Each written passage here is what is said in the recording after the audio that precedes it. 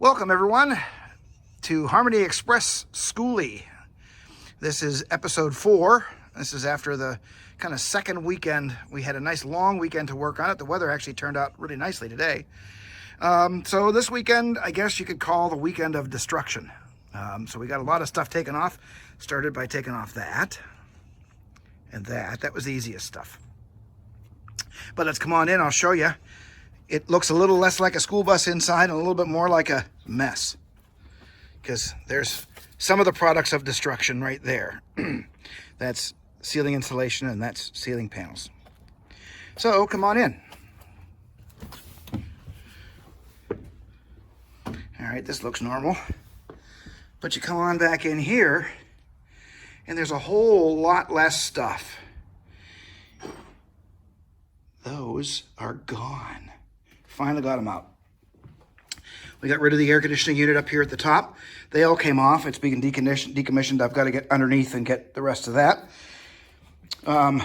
These are all taken out. Found after grinding on these a whole bunch, really the easiest way to get at it was the way they went in.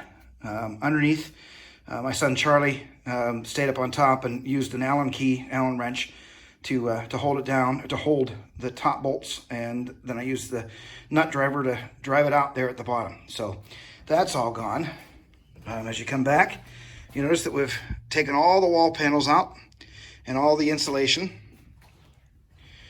and it's all the way back. It was interesting, if you look here, they put the insulation in and then they installed the outside panels. This stuff is like fastened on in here, but if you start twisting and loosening here, it comes off.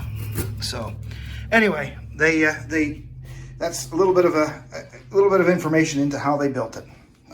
There's all the wall panels. Basically, you zip off the top because they're actually sealed in underneath the windows, and so we just didn't want to go that far. We just used an angle grinder and ground those all out of there, and off they came.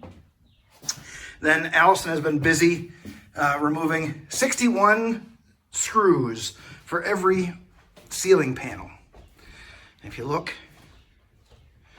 that's what they look like right there. Thankfully, actually, we have screws and not rivets. Rivets would have been a major pain, but we don't.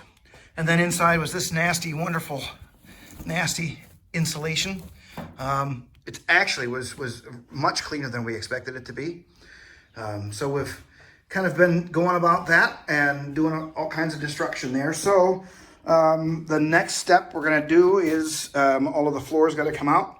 I do know this door has leaked, and so I do know, you saw the previous video how nice and clean it was in the underbelly storage.